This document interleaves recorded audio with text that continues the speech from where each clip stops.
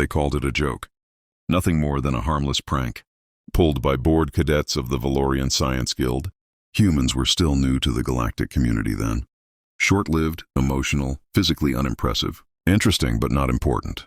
That was why no one protested when a human girl named Era Hale was pushed into an experimental stasis chamber. The chamber was designed for emergencies, deep space accidents, where time itself needed to pause. Once activated, it froze every biological process at a single instant. No aging, no decay, no awareness.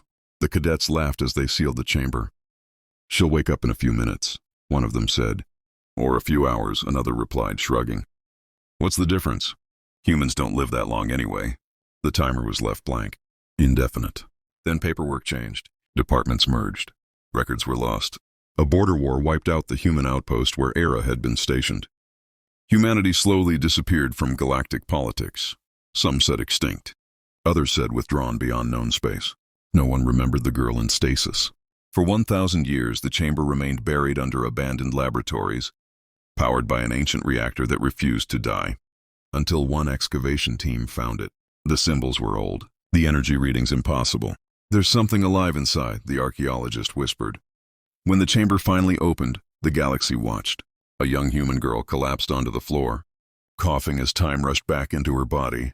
She looked no older than 19. Her eyes snapped open, sharp, alert, confused.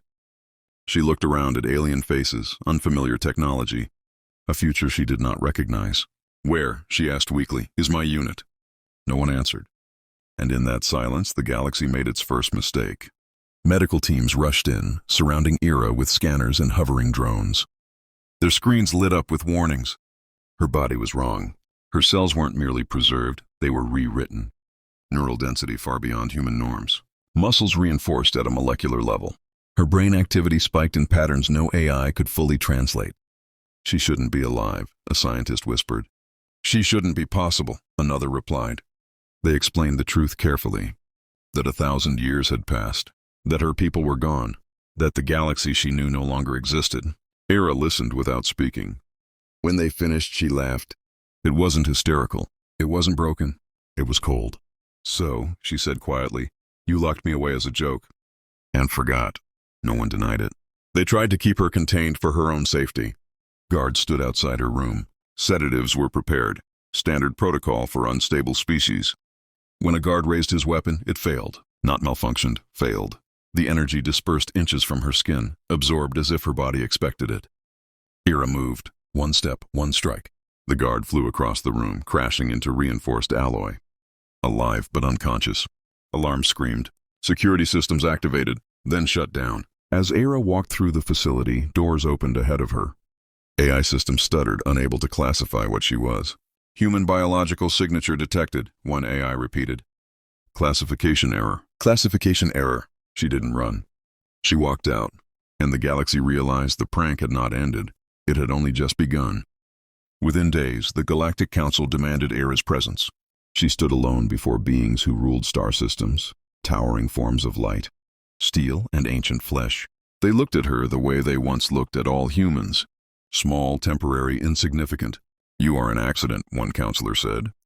"A mistake of outdated science." Era tilted her head. "So is fire," she replied calmly. Still burned worlds. They ordered her detained. That was their second regret. What they didn't understand was what stasis had done to her. 1,000 years of compressed time had turned her mind into something else entirely. She perceived probability before it happened, felt energy shifts like emotions, thought faster than most machines. When the Council fleet moved to seize her, their systems shut down simultaneously. Weapons powered off. Navigation failed. Command channels filled with a single human message. "I want you to listen." Era didn't destroy them. She didn't need to. She exposed secrets, hidden wars, enslaved species, erased histories. Empires collapsed under the weight of their own lies. Chains broke without a single planet being glassed. Across the galaxy, a phrase spread in fear and awe. "Don't wake the human." But it was far too late for that. Era never targeted civilians, never wiped out entire species. That was what terrified everyone. Her justice was precise. She dismantled tyrannies by cutting supply lines, ended wars by making them economically impossible, freed enslaved worlds by unlocking their defense grids and walking away. Every move felt calculated, educational. Entire civilizations changed their laws overnight, terrified of drawing her attention. But Era wasn't hunting revenge. She was correcting history. You don't get to erase a species, she broadcast once, and pretend time makes it okay. Some began to worship her. Others tried to assassinate her. None succeeded.